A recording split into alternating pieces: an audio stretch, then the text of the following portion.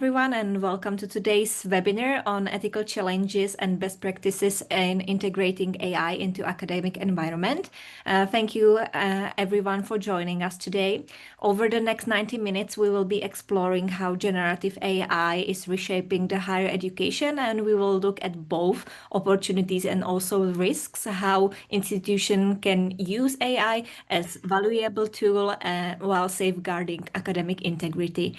I'm really delighted to introduce our speakers. Today we have Maria Gatica, a business development manager from Strike Plagiarism, who specializes on the responsible AI use. And we have Donika Gavova, also business development manager from Strike Plagiarism, who is an expert on plagiarism prevention.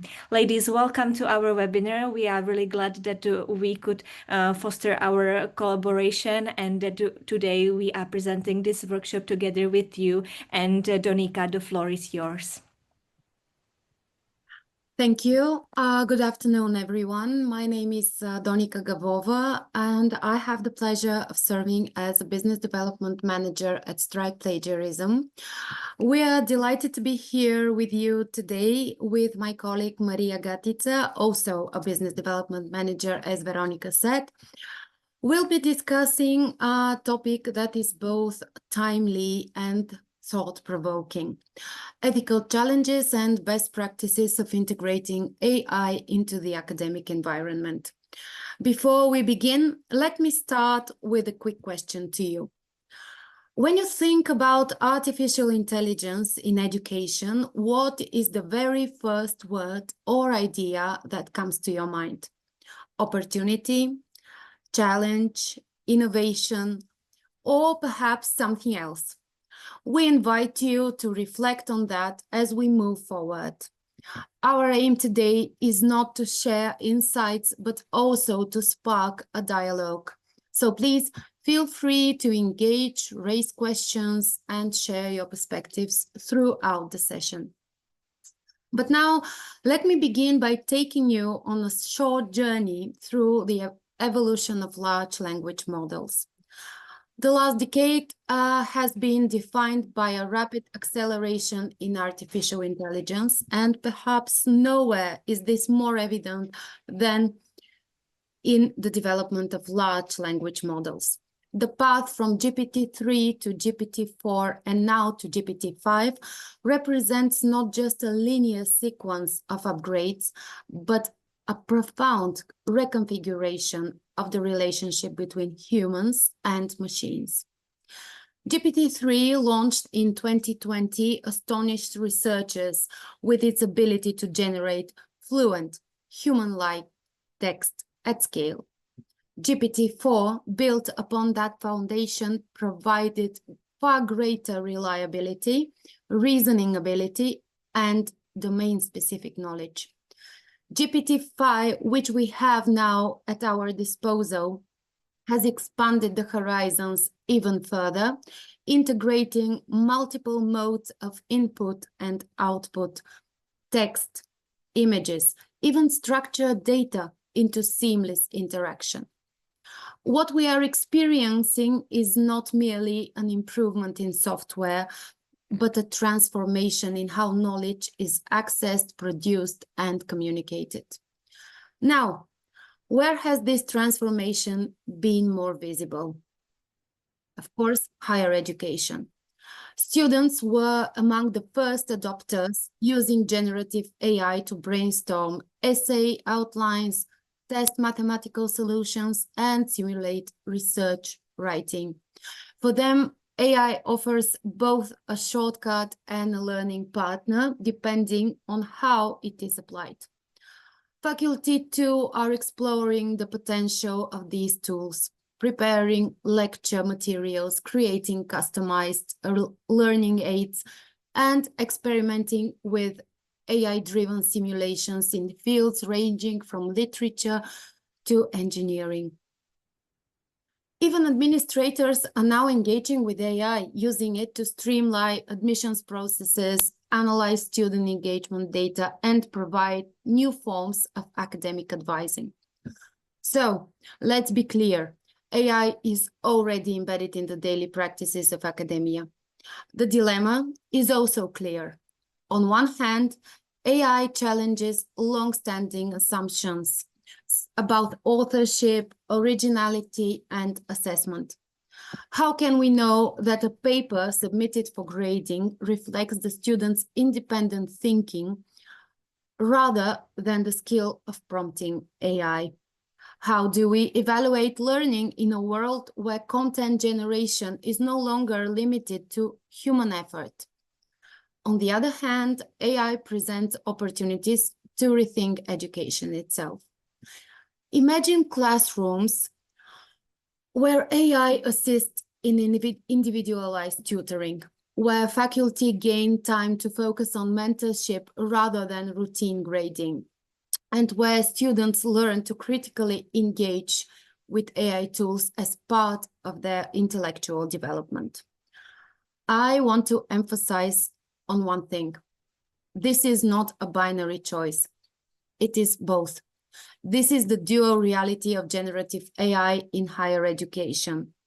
It is simultaneously disruptive and empowering.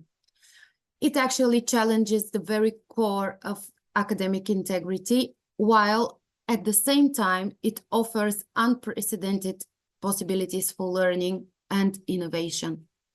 The challenge for us as academics and educators is not to choose between fear and enthusiasm, but to build a balanced framework that harnesses the benefits of AI, while at the same time protecting the values that define scholarship. To begin exploring this important topic in more detail, I would like now to hand over to my colleague Maria, who will guide us through the current landscape of AI policies in universities and how they shape the academic environment. Thank you, Donika. Hello, everybody, and thank you very much for being with us here. And yes, as my colleague says, I would like to introduce you to some of the policies that are now being applied on institutions. And this question we hear a lot from universities when clients reach us or when other universities are reaching us. They are like, what are others doing about AI in their institutions? And it is a fair question because everybody is still figuring out. So to make it concrete, let's walk through three different approaches we've seen emerging. One more strict, one a little bit more balanced, and we will see another model that is more flexible. But before I will guide you into these three models, we all know that AI brings huge opportunities, but it also comes with real challenges. So universities need to find the right balance between innovation and academic integrity, of course.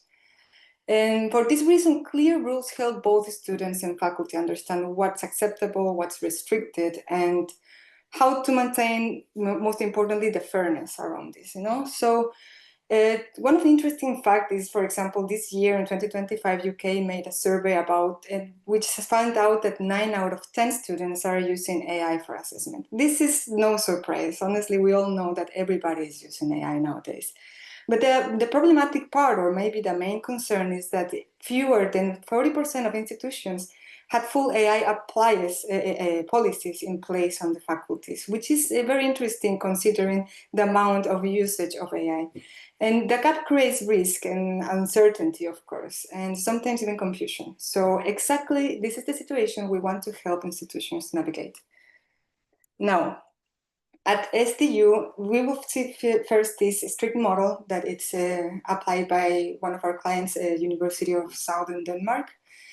So the rules here are strict. There's no much ambiguity. For example, generative AI is completely banned from supervised exams, whether written or oral. But in case of assignments and projects, it can be used AI, but only under very clear conditions. So students must declare any AI usage and explain exactly how they apply it, where did they use it, what was the process. So this must be contemplated also within the project or the paper that is given. AI is just a tool and never the main author. And I think this is usually all among the policies around institutions, whereas is a very strict or flexible model. Nobody wants AI to be the main author. So that is what exactly we're looking forward to cover into this type of policies as well. And what happened with undisclosed use? That's considered, of course, misconduct. Even when AI is declared, anyway, faculty also review the work very carefully using detection tools, analyzing the reports, and so on. Also, any exceptions to be clearly stated also in the course description. So even though the institution have their own policies overall, every course will have also their own description. Of course, every faculty or different materials will need different policies or different kind of rules, more strict or a little bit less strict. And that needs to be described on the course description. So the takeaway is simple. The boundaries are very firm, expectations are clear, and misuse, intentional or not, is just not tolerated. One key thing about SDU approach is that it's not just about rules. It's also about education. There are constantly running workshops and courses for both staff and students, giving practical guidance and using AI also responsibly. So, for example, they cover security measures to protect privacy and legal rights, which is one of the main concerns. So when you know that students are using AI, and they show the limits and flaws of AI-generated content. So how it can be, and it shows how can it be unreliable. Also, they are teaching how to spot the issues and what risk to watch for. So even though the SDU has strict rules, they also invest in helping students and staff navigate AI safely and ethically. So overall, SDU approach is all about transparency and accountability. Students know exactly what's expected, and the quality of assessment is protected, even in the highest stakes settings. With this, faculty get a framework they can enforce confidently while students learn how to use AI responsibly. Of course, this type of approach depends on very good communication, accessible alternatives, and reliable exam conditions to prevent accidental breaches. But overall, it makes the policy practical and actionable in every academic life. Now, let's shift to a balanced approach. And this is another of our clients, Ghent University. They are looking for more, as I say, balanced approach. Here, for example, AI isn't banned, or they mostly try to think, and I like to say that it is welcome as a thinking partner. So students actually can use it, like they are not banning any of this, and they can use it for brainstorming, for paraphrasing, polishing their writing, getting hints in coding, or even generating visuals. So that's not a problem for them. But the catch, they need to be, again, always the authors. They need to check everything also that AI produces. And this is a part of security and also of privacy, plus also of authenticity. Compared to SDU strict rules, Ghent gives students more autonomy, for example. They decide how to integrate AI responsibly, but always within clear ethical boundaries. Each faculty lays out clear matrices. So each one of the faculties will need to put on their matrices what's allowed, what needs attention, and what's not allowed. And it's kind of similar as the case of SDU, when each one of the courses will need clear instructions. For in this case, they have these kind of matrices for each one of the faculties. And disclosure, of course, as always, is mandatory for theses, for papers, for presentations, and skipping it, again, it is considered misconduct. What is the beauty of this model is not about just rules, it's about learning, it's about critical judgment from the students. No? The students reflect on how AI affects their work and academic integrity while still having the freedom to make choices. So it's a structure and teaches judgment and responsibility, and a real balance between guidance and independence.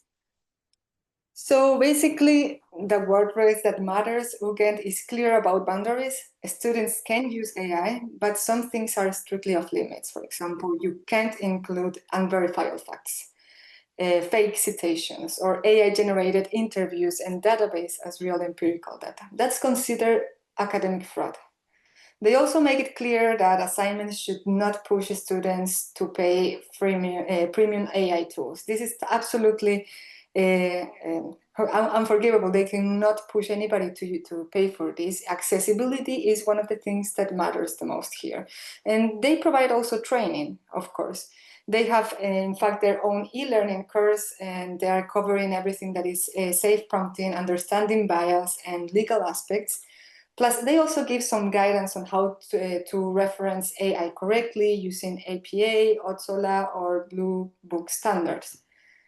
So the policy combines freedom and responsibility, making sure students can use AI effectively without crossing ethical or legal lines. So basically, again, the approach strikes a balance between guidance and autonomy. Students are given clear boundaries. They know what's allowed, what isn't, but within those limits, they are trusted to make informed choices and reflect on how AI affects their learning. Now, let's take a look at the Humboldt University flexible model.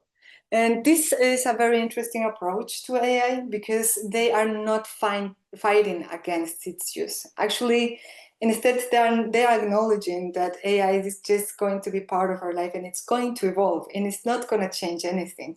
So instead, they don't ban it, they just guide students and staff and to use it safely and responsibly. For example, one of the interesting things that Humboldt have developed is they have developed their own open source AI for their infrastructure.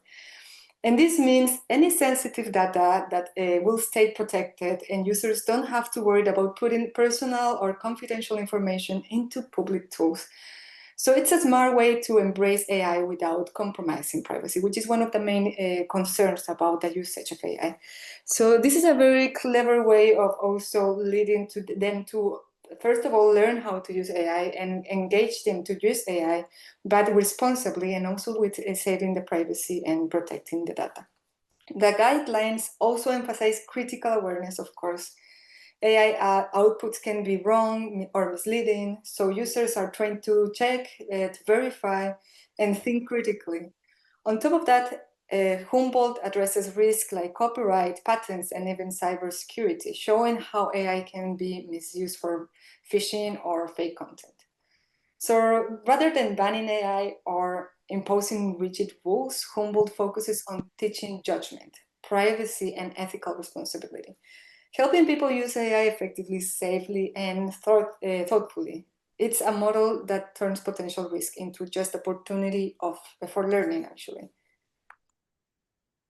So basically, the key takeaway from Humboldt University model is all about flexibility and awareness. Their focus isn't on strict enforcement, it's on ethics, transparency, and critical reflection. Students and staff are encouraged to use AI, but always with judgment, checking outputs, respecting privacy, and keeping security in mind. What's really interesting is that the guidelines acknowledge AI is still evolving. Banning is not the answer. Instead, Humboldt emphasizing learning to use AI safely and responsibly, combining encouragement with training and trusting users to act with integrity, of course. In simple words, we'll say that the anthem from this model will be AI is evolution and banning is not the solution. So, to finish up this topic, what can we learn from these three approaches? Across the board, there are three themes that stand out mainly. First, integrity comes first. AI is never a substitute of authorship or human judgment. Second, transparency is critical. Mandatory disclosure of AI use is quickly becoming standard practice for thesis papers and projects.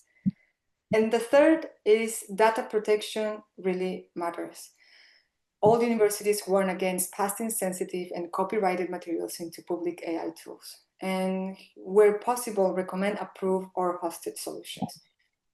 So whether it's SDU strict approach or Ghent balanced model or Humboldt flexible framework, these shared principles show that academic integrity, transparency, and security are at the heart of responsible AI use in higher education. But no, even with very carefully designed policies, hidden risks are also, when teachers are evaluating AI, the hidden risk still exists. to shed light on this, I'll hand it over my colleague, so she will give some light on this. Thank you, Maria. While these examples show how university can thoughtfully integrate AI into learning, the picture is less straightforward when it comes to monitoring its use. As the academic community wrestles with AI's role in education, one of the most immediate concerns has been the reliability of AI detection tools. These tools have been marketed as technological safeguards, automatic systems capable of distinguishing between human-authored and AI-generated text. Yet the evidence tells us a more troubling story.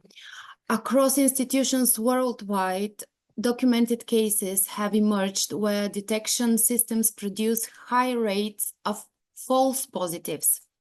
In other words, human writing is mistakenly flagged as machine-generated. Now pause for a moment and think about the consequences for a student. A false accusation can lead to disciplinary hearings, damaged reputations, and in the most serious cases, expulsion from a program. Even when students successfully appeal, the process is often very stressful. It is time-consuming, and last but not least, it's stigmatizing. Consider, for instance, the experience of a student who spent months defending the authorship of a paper that was wrongly classified as AI-generated. The emotional toll is immense, the financial costs are significant, and the trust in the institution is profoundly shaken. But students are not the only ones at risk. Universities themselves are exposed to reputational harm. Relying on unreliable detectors sends a message that the institution prioritizes quick technological fixes over rigorous and fair processes. When false positives come to light, and they inevitably do, public trust in the university's commitment to fairness and academic standards erodes. And worse, institutions may find themselves entangled in legal disputes where their reliance on flawed tools becomes a liability rather than a protection. So, what is the way forward? Detection tools must meet three essential criteria. First, they must be accurate.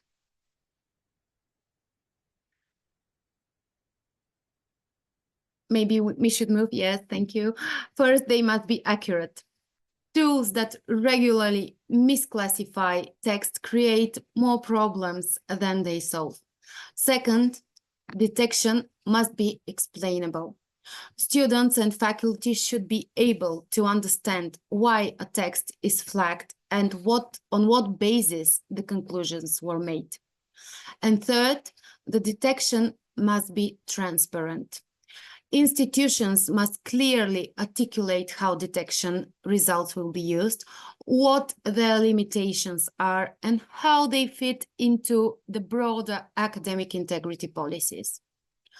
Without these principles, detection tools risk undermining the very integrity they were meant actually to protect. Rather than restoring trust, they may generate suspicion between students and the faculty, between university and their communities, and even between academic institutions and the public.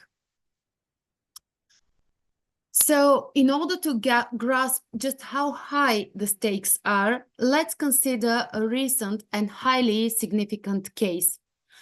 The University of Minnesota's expulsion of a doctoral student named Haishan Yang. The case started in August 2024 and spanned to January 2025.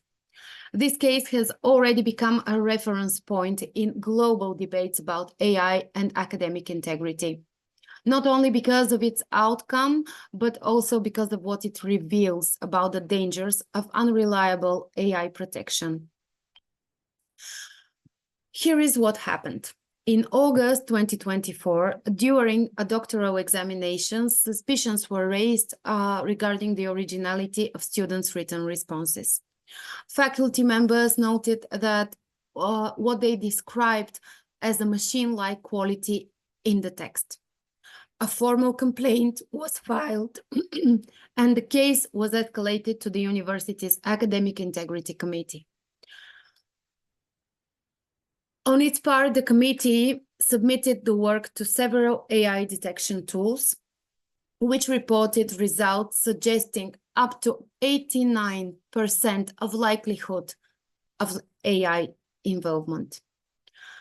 Additional manual reviews were conducted, including direct comparisons between the students' answers and outputs generated by GPT-4 and GPT-5. By January 2025, after several hearings, the university rendered its decision. The student was expelled from the PhD program. This was not merely a local disciplinary outcome. It was the first documented case globally in which a PhD student lost candidacy explicitly due to alleged use of generative AI. The case drew immediate media attention, sparking debates about fairness, due processes, and the role of technology in academic decision-making. Now consider the significance of this. The consequences for the student were devastating. Years of doctoral research were abruptly cut short. The expulsion became public knowledge, complicating future academic and professional opportunities for this student. The student has since filed a lawsuit against the university and lodged complaint with human rights authorities, arguing that the evidence used against them, probabilistic scores from AI detectors, was fundamentally unreliable. And also, it was insufficient to justify such a severe decision. The sanction was unprecedented up to this moment. And the consequences for the institutions, this is just also another topic that we should focus on. It was reputational damage, public questioning of its policies, and cautionary spotlight on the use of detection tools. The implications extend far beyond the individual. For the University of Minnesota, the case was raised questions about governance, fairness, and reputation. For higher education globally, it has become a cautionary tale. And if institutions rely on tools that are not scientifically validated, and if policies remain vague about what is permissible and what is impermissible as usage of an AI, then academic integrity frameworks risk collapsing under the pressure of the rapid technological change. Because you can see that in just 5 years, we have reached to an almost human-like AI-generated content. The lesson here is stark. Unreliable detection combined with unclear policy does not merely create small errors. It creates academic crisis. It risks the careers of students, the credibility of the faculty decisions, and the reputations of entire institutions. The Minnesota case should serve as a turning point and a reminder that higher education must move beyond reactive measures. As Maria said, it should not be banned. So it should move beyond reactive measures and toward principled, evidence-based approaches to AI governance. So we come to the point where I would like to invite Maria again to share why strike plagiarism stands out from the other solutions. She will also give you a closer look at how our algorithm works and how the accuracy of the checks we perform are is ensured to be reliable. Thank you, Donika. And Thank you. yes, as my colleague says, I right now will like to share a little bit basically how this AI detection tools works. This Minnesota case is a very powerful reminder of how even the best intentions can backfire when detection tools are not reliable. So how can institutions avoid these kind of risk situations? Like they are very quite risky, and what tools and approaches help and ensure fair, accurate, and responsible evaluation? Well, with the strike plagiarism, this is designed to support institutions in making informed, reliable judgments, minimizing false positives, and giving educators confidence that their policies can actually work in practice. So, after seeing what can go wrong, let's take a look at how the right approach and right tools can help institutions navigate these challenges safely and effectively. So, to start a little bit with the AI detection tools, I would like first to talk about when you are looking for an AI detection tool. One of the first things we have to consider is always the accuracy. Accuracy is very critical. It's not the only factor, of course, but it's often the first measure institutions look at when deciding how reliable a tool is. To give you a bit of a context, all AI detection tools are in a constant race to keep up with rapidly evolving AI technologies, of course.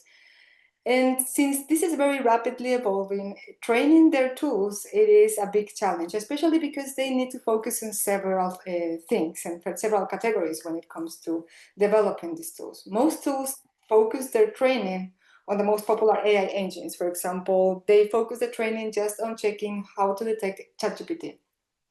And maybe also the most commonly language usage, for example, English. So that means they are optimizing for specific models and patterns, but can struggle when the content is in another language, for example, or it comes from a different AI system. So pretty much when reaching accuracy above 90% is already significant achievement from any of these AI detector engines. Because it's incredibly difficult to capture all the nonsense and patterns of AI-generated text. And only very few tools in the market consistently surpass even 95%. But just very few of AI detectors worldwide reach that level of precision. So in this case, strike plagiarism, for example, delivers in English an accuracy of 99.2%, which is very outstanding. And you can see, go see yourself on the market, how many of these tools are, what are the type of accuracy each one of these tools are having. The other thing is like strike plagiarism have across more than 30 languages, and the accuracy stays above 97%. So, for example, Spanish is in 98% accuracy, German 98.3%, French 91%, and so on. So none of the languages tested fall below 97, which is why institutions around the world also rely on this tool. But it's not just about languages. Also, the text content from all the major AI models, for example, GPT-4, GPT-4 Turbo, Claude, Gemini, Llama, DeepSeek, and others, covering the tool most students are likely to use nowadays. So this combination of high accuracy across languages and AI models is what makes it a reliable solution for fair informed evaluation. No, yes, high accuracy it is essential, but even the best AI detectors can sometimes flag human work as AI generated. This is why keeping false positive low is very important, and it's the key for fair evaluations. We saw this very clearly on the Minnesota case that my colleague mentioned earlier.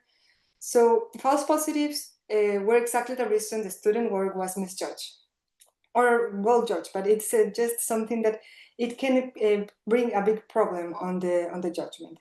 That shows how crucial it is to rely on a system designed to minimize these errors. In our system, for example, it is designed to keep false positive extremely low compared to the market. It is under 1%, based on thousands of academic document tests, basically. So this level of reliability is very essential. It minimizes the chance of wrongful judgments and ensure institutions can trust the results they see. So in practical terms, it means you can focus on the real cases and of AI use without unnecessary disputes or harm to students' academic reputation.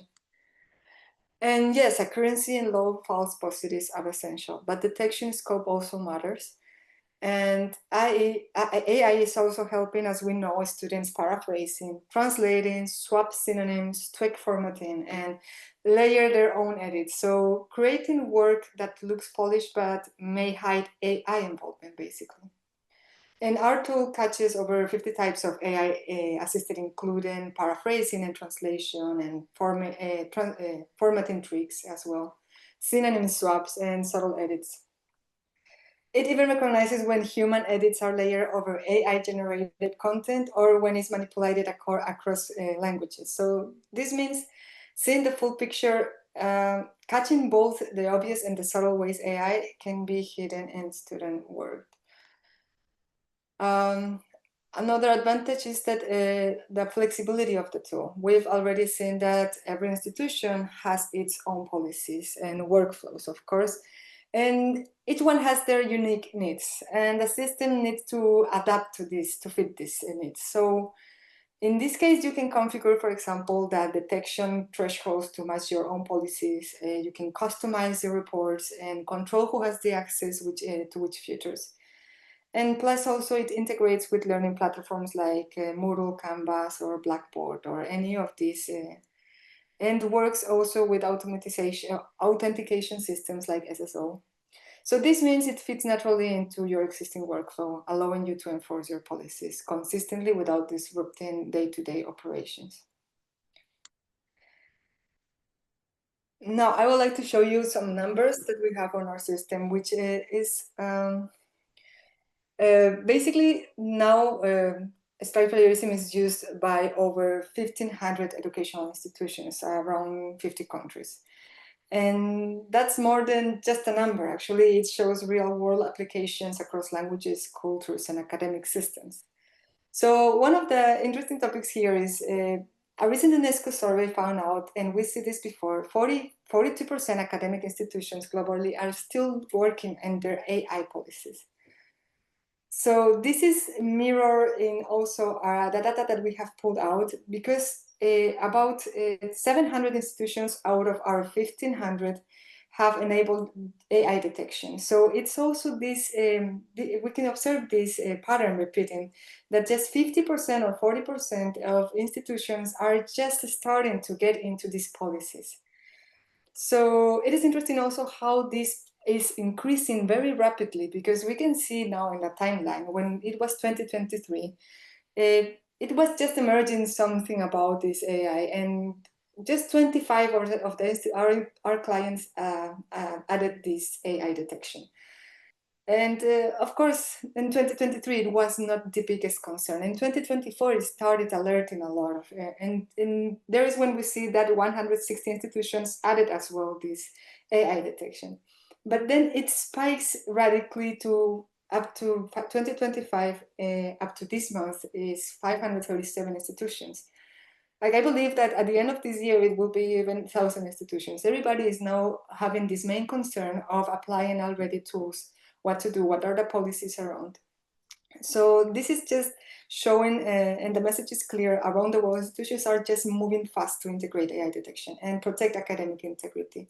And the pace shows no sign of slowing. So there's one common question that we always get from institutions or clients, which is, how exactly does that detection works? People want to know how the system is distinguishing this AI-generated text from human written text, how this algorithm was trained, and just as importantly, how to interpret the results in the report and what to do with it afterwards. So I'm gonna guide you into this and also show you a little bit of the demo of our tool and how it works. But first of all, let's talk about the algorithm, how it works. So let's start by looking at the 3 layers of detection in our system that examines every piece of, is examining every piece of text. So first of all, it is detecting the linguistic markers. This includes grammar patterns, for example, and word choices that are taken and phrasing. It helps the system spot unusual and formal constructions that might indicate AI-generated text. The other layer will be semantic structure. So here the system looks at the meaning and logic of the sentence. So it evaluates whether the idea flows naturally or whether the structure is unusually coherent. In a way that is typical AI assistance. And this is something that we can all tell when we're reading, I don't know, papers or emails, how much of this kind of very unusual coherence there are that we can detect also. Is this actually human? We can actually like figure out a little bit when we're reading. So this kind of detection is exactly the semantic structure, like how much of this coherent or naturally it sounds this, and it takes all of this, and it's been trained for detecting this kind of patterns. And the third layer, it will be stylistic patterns. This layer, on the other hand, focus on the tone, on the writing style, on the punctuation, on the sentence length. So consistent patterns can be a clue that AI has influence on the text. By combining these three layers, the system can detect partial AI use. Even in documents where a student has written some sections themselves and used AI for others, it can be detected. So let me show you a quick, small, and simple example. Here's a short student, let's say student paragraph on the slide, which says, AI tools are becoming integral in education. They help students brainstorm ideas and structure essays. When it comes to linguistic markers, this paraphrasing is quite formal. And some sentence structures are actually repeated, so these are patterns often seen in AI-generated content. Then when it comes to semantic structures, that ideas are, of course, very logically connected and more coherent than we might expect from a casual student writing. And a stylistic pattern, it will be the sentence length is very consistent. The tone is uniform. The punctuation is regular. Again, typical for AI-assisted writing. So this small example shows how the system can highlight parts of text that may be AI-generated, giving faculty a clearer understanding of which sections to review more closely.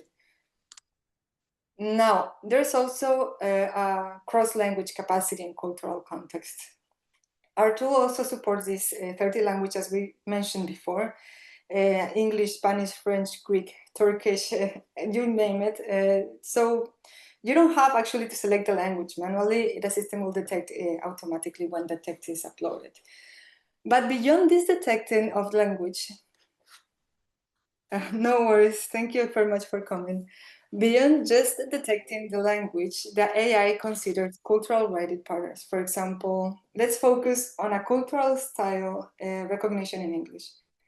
So to clarify what this means, even within a language, students from different regions or educational backgrounds write quite differently. Let's see here for an example. For example, in North America, academic writing, students tend to write very structured, analytical, and evidence-focused sentence, like, for example, this one. In examining climate policy, I argue that collaboration between federal and local government is essential. Policies should not only regulate emission, but also consider the social and economic impacts on communities. So we can tell that this style differs from, for instance, some European or Asian English academic styles, which may emphasize narrative flow, broader context, or indirect reasoning. So our AI detection tool recognizes these regional or cognitive writing patterns. So when text reflects a style typically of a human student from a particular region, it reduces false positives, even if AI-like phrasing appears elsewhere.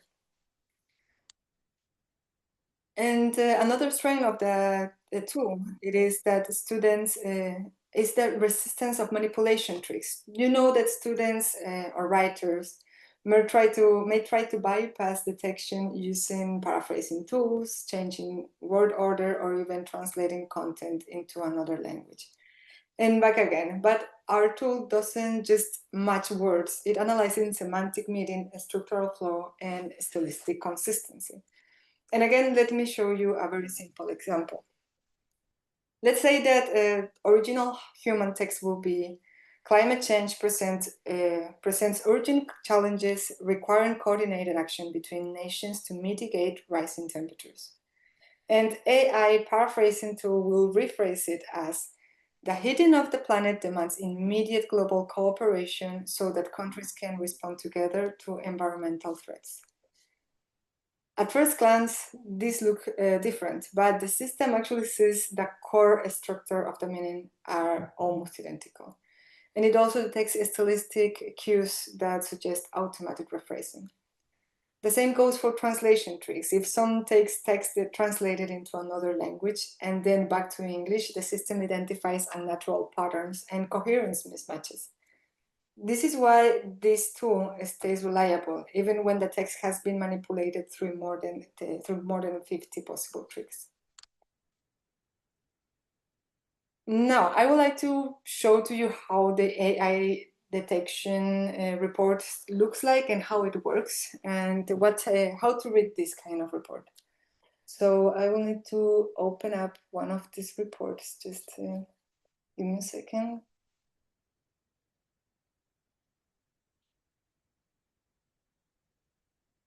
All right. Well, here is basically two kinds of reports that we usually give. I don't know if it's visible right now on the screen. Yes. Okay. Yeah, we can see it. Thank you very much. So basically, we can see here how the report looks like. And we have two types of reports. We're now mainly focused on the AI detection. But as a base report that we definitely always also give in our service is the similarity report. And here is the usual detecting fragments coming from sources, from big data, from internet open sources, and also different manipulations. But since now the topic is AI, we will check on the AI report and how to read it. So here we have the report and how it looks like. And let me just show you straight how it will be highlighted. So on the right side, as we can see, we have the text, the document. And in the left, we have the report. So everything that is green, it will be detecting from 0 to 40, up to 40, a probability, like percentage of AI participation in this. So basically, when it comes to green areas, it means that there is mostly human style. There is almost none or very little signs of AI. This usually we leave it behind. It's something that it's mostly if there was some AI there, it's a trace of maybe changing a synonym or making very small changes that actually doesn't represent authorship taken away. Now, when it comes to 41 to 60%, which is the yellow parts, and we will see here, for example, one, even if we put the mouse on top, we can see here, this is 42% exactly, which is probability of AI being introduced here or involvement of AI here. The mixed style is this, like combination between human and AI. It's a hybrid one. What it means here is maybe the student created the whole research and the whole writing, but it used AI for paraphrasing, for the grammatic part, for the styling part. So here it is detected both the core of the human-like written and the structures of the written parts of AI. And that's why the yellow, it is important because there's AI, but most probably it's been used as a tool. So this is how we can interpret this part. But when it comes to anything over 60%, which is the red one, these ones are the ones that we need to pay double extra careful attention because these are having a big involvement probability of AI.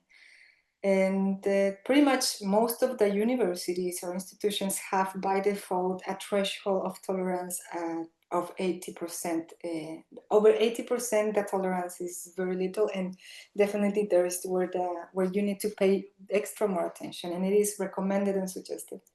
Of course, as we see before, every institution or every faculty will have their own threshold values for tolerance of any kind of this But basically 80% is one of the main ones that it is being used around the whole, around the different institutions. So we can see, beside these parts here, we can see AI content indicator. This indicator basically highlights the part of the text that are most likely AI generated. But this algorithm include just the calculation of fragments that have been exceeded from that threshold, which is in this case 80%. We can just also highlight those that are over 80%, which is just exclude other fragments. Here, we can just scroll and see all of those that are over 80%. So that will make it easier to just scan and just pass through anything that it is not needed to be double checked. Now, there's also this option to put availability, how do I say? You can activate this option for evaluators, or you cannot, it's up to your own policies. But this option is allowing the evaluator or the teacher to pick their own threshold. Depends on the course, of course, on their own rules, but they will be able to, for example, check on, I don't know, cases of everything that is over 45%, and or anything that is over 30%, whatever it's needed for them to check. And we can see here that when I change here, there will be appearing those fragments that are exceeding the threshold that I am setting here. As well as we will see here what is the percentage in the document of these fragments. And down here we will have on details every single fragment ranked on the AI probability. So from the highest to the lowest, in this case we have the highest at 93% of probability of being made by AI. We can look at just by clicking on this loop here. And that way we can scan it easily. And here the minimum is 1%. There's no tool that will give you 100% or no tool that will give you 0%. The AI generated generative engines they are fluctuating all the time, and it is impossible that you can reach out this 100 or 1% or 0%, sorry.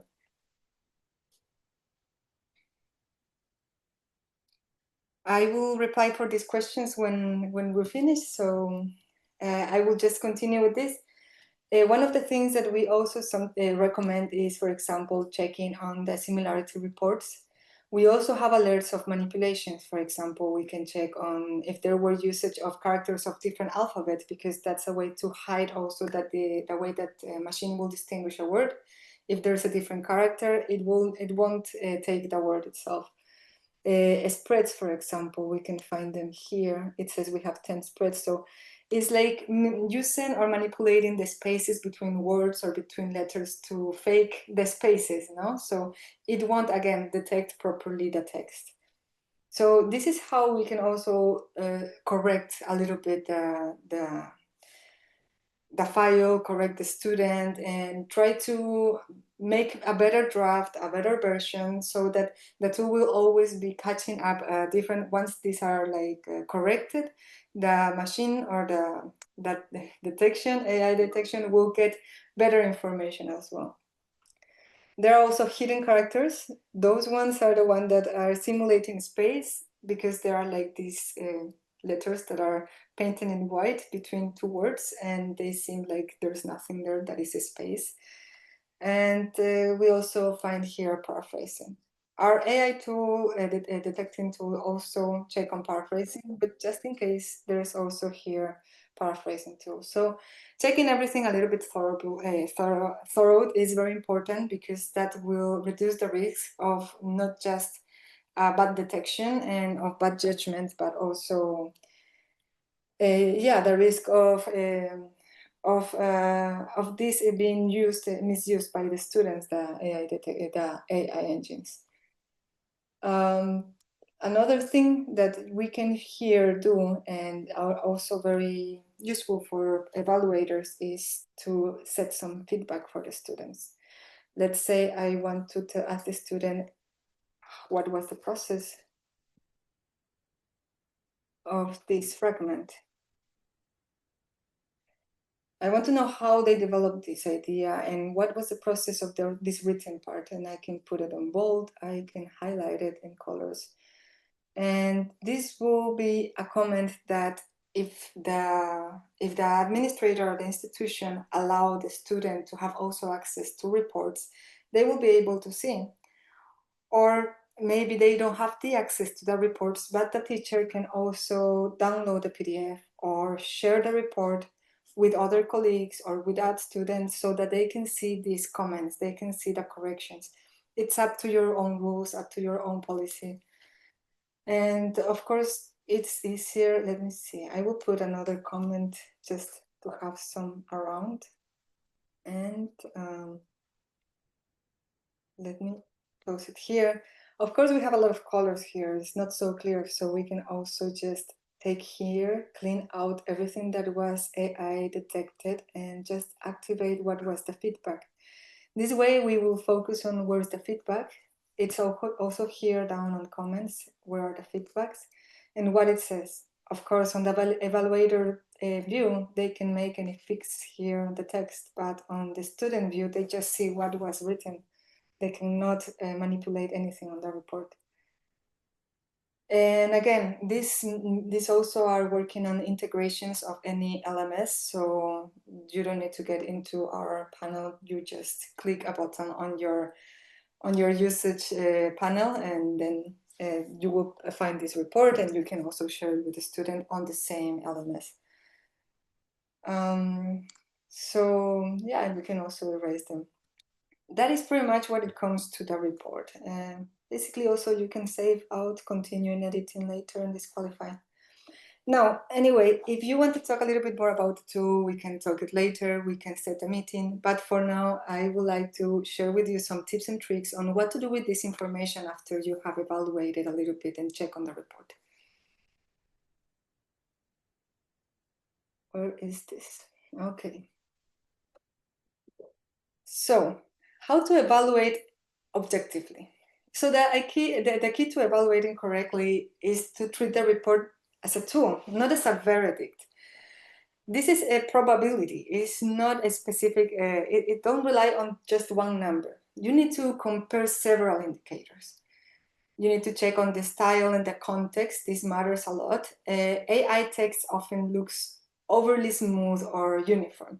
So you need to also get into this intuitive part where you actually know what can be wrong in this text. And it also helps to look at the student's previous work. We always suggest that if the quality of the student suddenly changed from one work to another, or from one version to another, that's also a signal of a closer analysis. None of these tools will give you a straightforward, the whole interpretation. You will need to also analyze. And this is the way that it is actually being used, this report. Always record your reasoning in comments, and encourage students also to keep the drafts of early versions. And always also transparency is crucial. So marking those sections and saving evidence helps avoid disputes. In cases where fragments look suspicious, the best practice is always to talk with your student and make a joint decision based on your institution rules. Now, equally important is to know what not to do. For example, an 80% probability doesn't mean 80% of a text is AI. It's a confidence level, not a measurement. So borderline cases like 40 and 60% also deserves a careful review too. You know that there was some kind of involvement of AI in these phrases. So you also want to ask a little bit what can be, if it's a paraphrasing. It depends always on your own rules, on your own faculty, or on your own institution rules, policies. But definitely never accuse without verification. Students should always be given chance to explain and provide drafts. And remember also false positives happens. We keep a very low rate of false positive, but when the rules are very strict and very low tolerance, don't rely on the specific number. The false positive can happen, especially in technical or scientific text. And finally, don't evaluate based on only the AI report. Just combine it with the plagiarism check, combine it with similarity check, with modification check, grammar check, and the logic of the text and the overall writing style. Everything needs to be taken into consideration when evaluating. That's why how we try to keep these very accurate and fair evaluations. And all right, that's a quick tour, I hope, of how the system works and how to use fairly. To bring everything together and share the key takeaway, I will hand it over to my colleague and to check on the tool later as well for any questions asked. We will check it at the end as well. Thank you very much, Maria. That was a very detailed and interesting explanation of how our AI tool works. So we have come to a closure, and I would like to close today's presentation with the following thought. So generative AI is no longer only on the horizon. It is here. It's reshaping the foundations of higher education. We should not oppose it. As Maria said, we should not ban it, but we should think of a way to reshape the foundations, the long-known foundations of higher education. We face a lot of dilemmas in these unsure, unsecure times. Dilemmas about authorship, about originality, about fairness.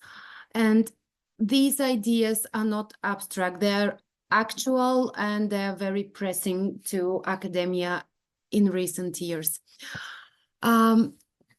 Also, these dilemmas have consequences. So we have to acknowledge also this fact. Students, everyone is using AI. Students are using it. Faculty is experimenting with its functions, and institutions are already confronted with its challenges. So what do we need? We need clarity on one hand, and we need responsibility on the other. What universities have to do?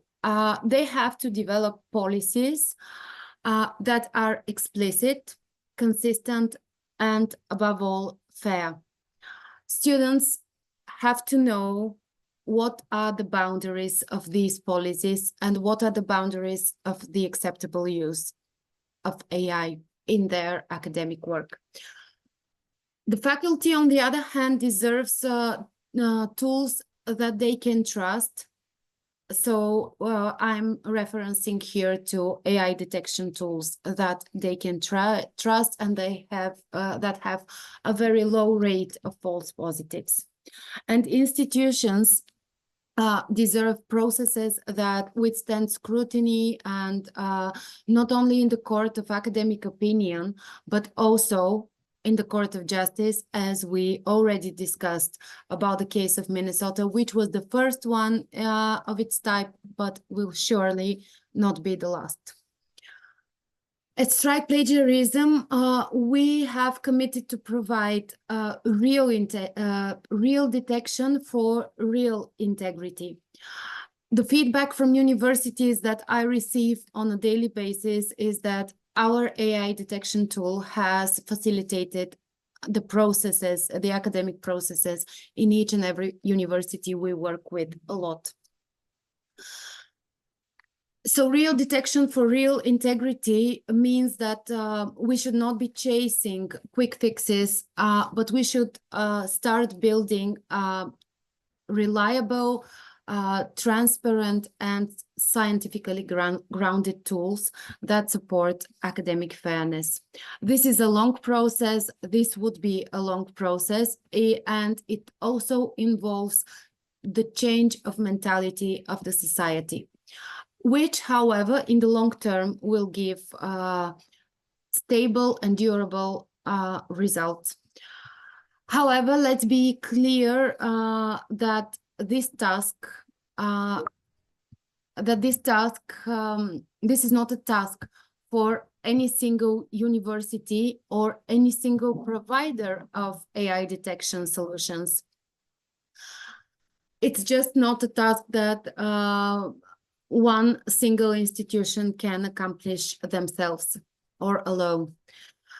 This is actually a task and a call for collaboration across the academic community. It's good that different universities share their policies, exchange the best practices, that they have solid proof that actually they work. And it's mandatory that all of us as providers, you as educators, work together collectively to foster a fair and sustainable AI culture, because now we are in the era of building a new AI culture in higher education.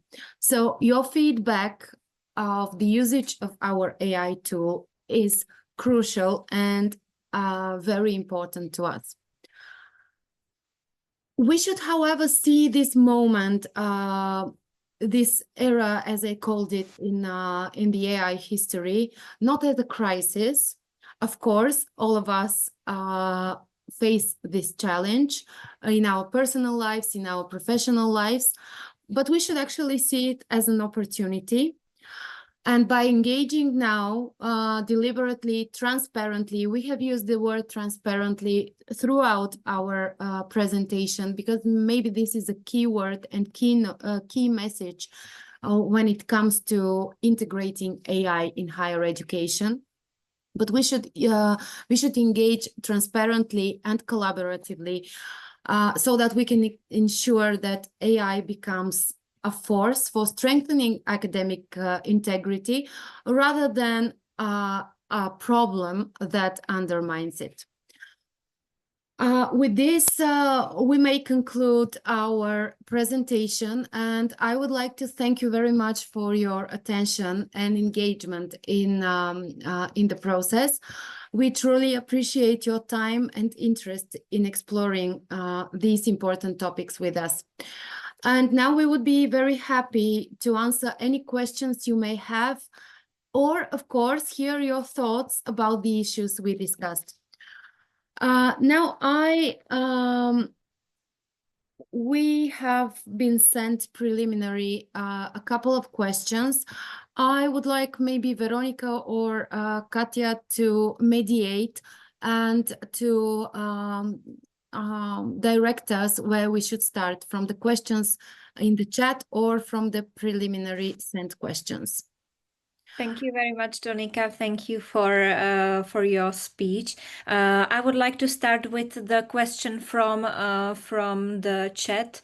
There is a question from our colleague from University in Oman asking what is the acceptable percentage of AI use in the universities around the world? If you can shortly comment on that. Maria, shall I or shall you? You can go ahead. Okay, so as a provider of an AI detection tool, we cannot give advice or share a specific percentage threshold about the acceptable AI usage, because this is tightly connected to the individual policies in each university, and also it is tightly connected with the subject of the scientific direction in which a student has been educated. Maybe if Maria wants to add something else. This is, we do it as a precautionary measure, because once we the same goes for the similarity report. This is the most common question professors and educators ask us during our trainings. What is the acceptable percentage rate for the similarity report or for the AI report? And once we say, well, the acceptable rate is, like, let's say 25%, and there is a very high risk that they do not check the reports that have a lower rate than 25%. And we cannot be involved in every university's internal policy or rules.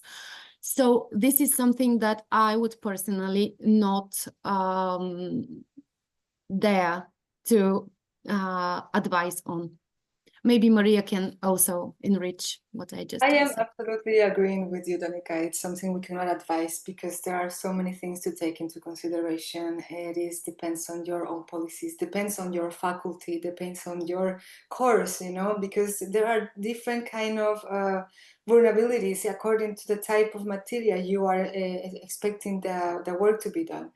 So it is very difficult to say a specific number, and definitely not checking what is under this number, it is very risky as well. It's very risky.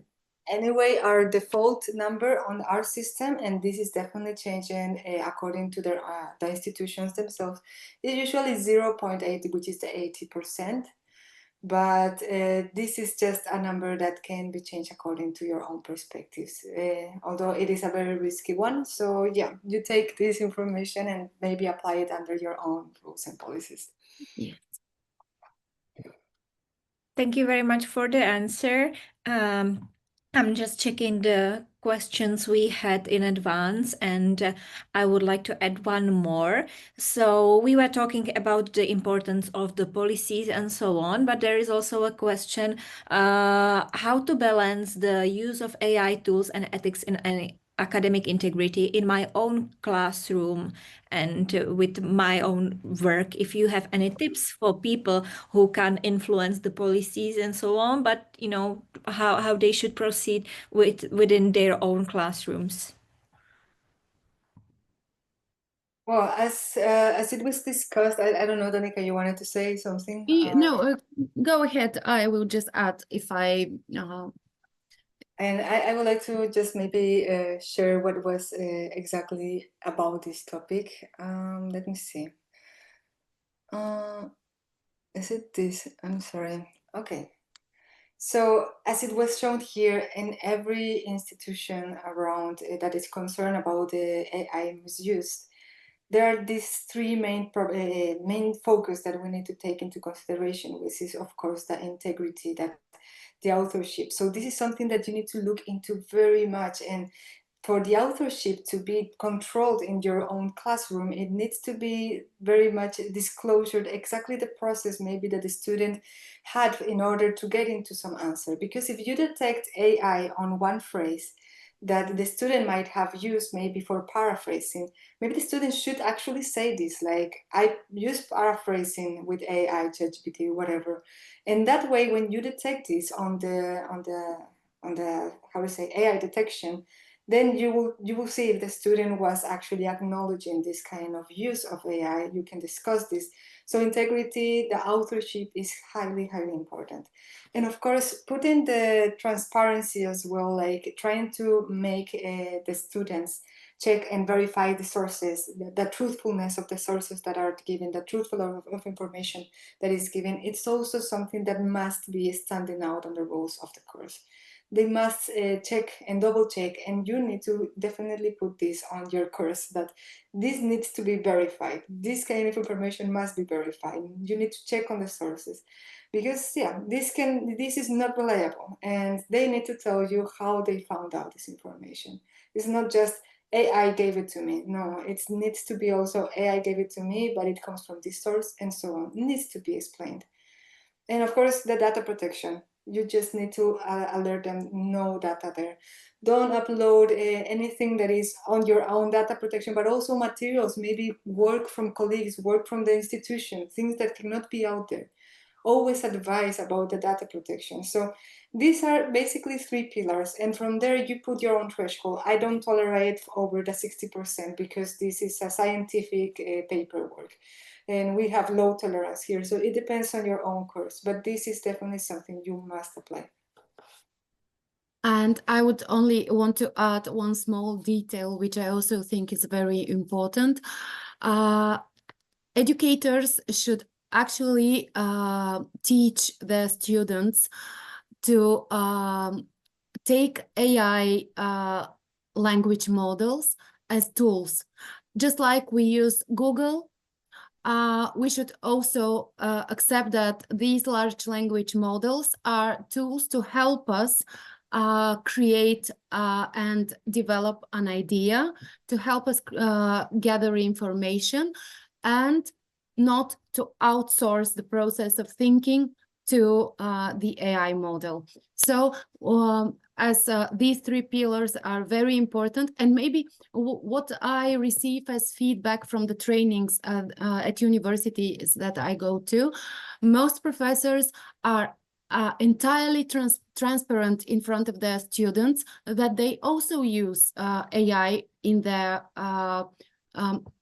lesson making process. So this transparency, as Maria said, is very, very important. Thank you very much. And I have one more question, because majority of the time we were talking about the students and classroom. My question will point to kind of different direction, and it's the research. Do you, for example, cooperate also with some publishers, or are they interested in detection of AI in the research papers? Yes, of course. We collaborate with a lot of publishers. You know that every university has a publishing house where they develop and publish scientific papers. So yes, we collaborate with them, and they embraced the news that we have implemented this AI function. Yeah. Sorry. In my case, because we have different how to say, locations of clients, and in the different parts, like for example, yeah, we have publishers that are using the tool, but the majority of interest is from institutions. Publishers are not seeking like crazy right now, but they are asking. They are now like trying to get into this topic a lot, but it's not so much applied as it is on institutions yet. Don't you feel that there is kind of like disbalance between the university, between the students and between the researchers, and the pressure on using AI and checking if they are using AI or not at all? Don't you feel that there is a disbalance, or do you think that it's similar in both sectors? In our market, it's actually, I would say that it's quite similar. Both researchers and educators are absolutely equally involved in the AI detection process. So, as Maria said, we are all involved on different markets. So here, I would say that there is almost no difference. Thank you very much for your answers. I can't see any other questions, and I think we already answered all the questions we have from the beginning from the form. So with this, I would like to wrap this up. Thank you, Donika and Maria. Thank you very much for joining us today and for this wonderful webinar. I'm pretty sure that if anyone has any other questions, you can see the contact, so you can reach out to the Strike Plagiarism team to answer all your remaining questions. So thank you, and have a lovely day. Thank you very much. Thank you very much. Have a lovely day. Goodbye.